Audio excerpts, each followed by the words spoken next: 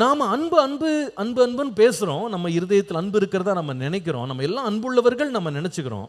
ஆனால் நம்ம கேட்க வேண்டிய கேள்வி என்னென்னா, என் இருதயத்தில் நிறைத்திருக்கிற அன்பு சுத்தமான அன்பா,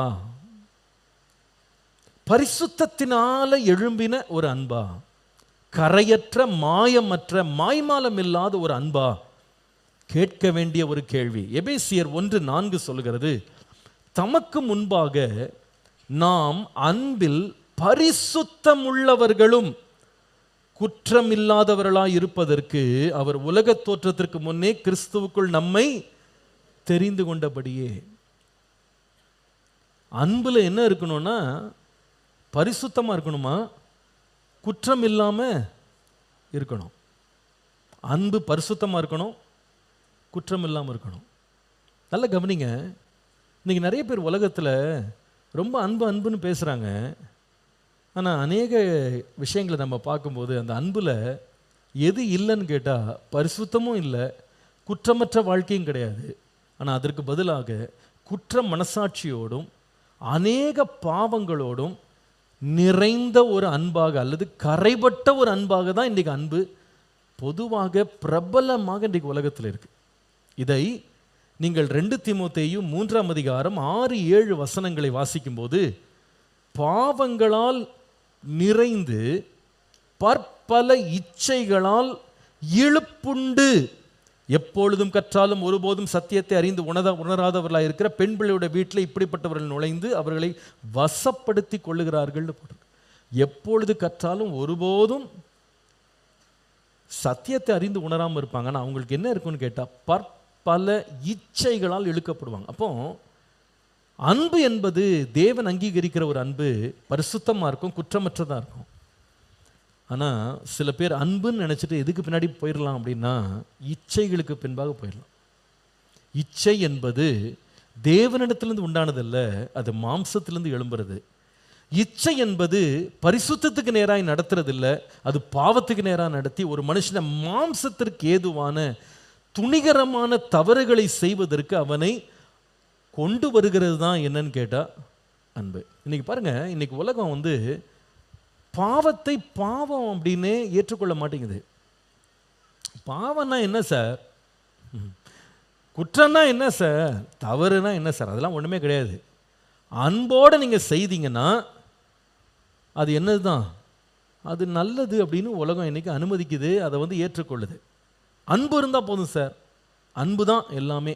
அதுக்கு சில பேர் என்ன சொல்லிடுறாங்க, அன்பு திரளான பாவங்களை என்ன பண்ணிடுமா, மூடிடுமா. இதுக்கு ஒரு வசனம் எடுத்துட்டு அப்போ நம்ம என்ன வேணாலும் செஞ்சாலும் அன்பினால என்ன பண்ணிடலான்னா கெட்டதை கூட நல்லதாக மாற்றிடலாம். இது எப்படி இருக்குன்னா, இந்த விளக்கம் எப்படி இருக்குன்னு சொன்னால், சார் லவ்னு ஸ்டிக்கர் ஒட்டினா போதும் சார், உள்ள விஷமாக இருந்தால் கூட அது தேனாக மாறிடும் சார். ஒத்துக்குவீங்களா? விஷ பாட்டிலை கொண்டு மேலே லவ் லவ் லவ் நான் சொன்ன 9 ஸ்டிக்கரையும் ஒட்டி கலர் கலராக ஹார்ட் ஒட்டின உடனே உள்ளே இருக்கிற விஷம் தேனாக மாறிடுமா? மாறாது. அதே போல் மாம்ச இச்சையை உள்ளே வச்சுக்கிட்டு நான் அன்பாக இருக்கிறேன்னு சொல்கிறதுனால அந்த இச்சை அன்பாக மாறாது.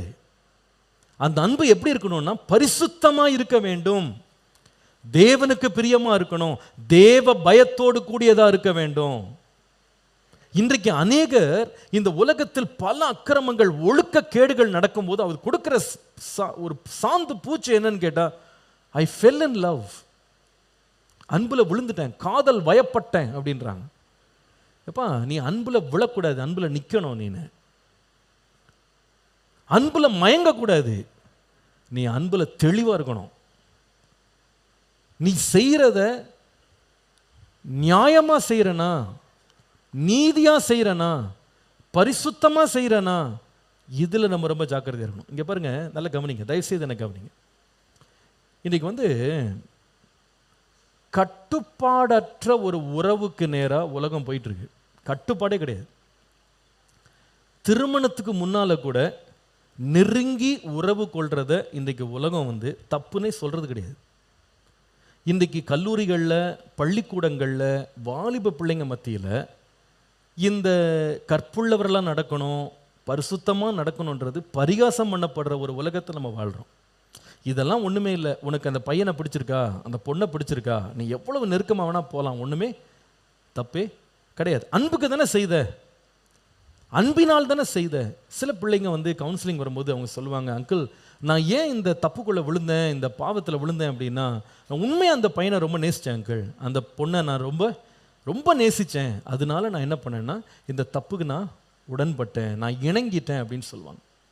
இந்த பிள்ளைங்க எவ்வளோ அறியாமல் இதை சொல்கிறாங்க அப்படின்றத நம்ம வேதத்திலேருந்து கற்றுக்கொள்ள முடியும். ஏனென்றால் அவங்க அன்புன்ற ஒரு வார்த்தையை வச்சுக்கிட்டு அவங்க மாம்சத்தில் வர்ற இச்சைகள் ஆசைகள் எல்லாத்தையுமே வந்து அதனால வந்து அவங்க சரி கட்டிடலாம், அதை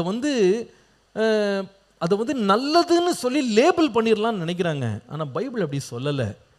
அன்பு வந்து மாயம் இல்லாமல் இருக்கணும், அன்பு வந்து கரை இல்லாமல் இருக்கணும், அன்பு வந்து பரிசுத்தமாக இருக்கணும், அன்பு குற்றம் இல்லாமல் இருக்கணும், அன்பு நல்ல மனசாட்சியோடு செய்யப்படணும், அன்பு வந்து மாயமற்ற விசுவாசத்திலிருந்து வரணும் என்று சொல்லி பைபிள் சொல்லுது.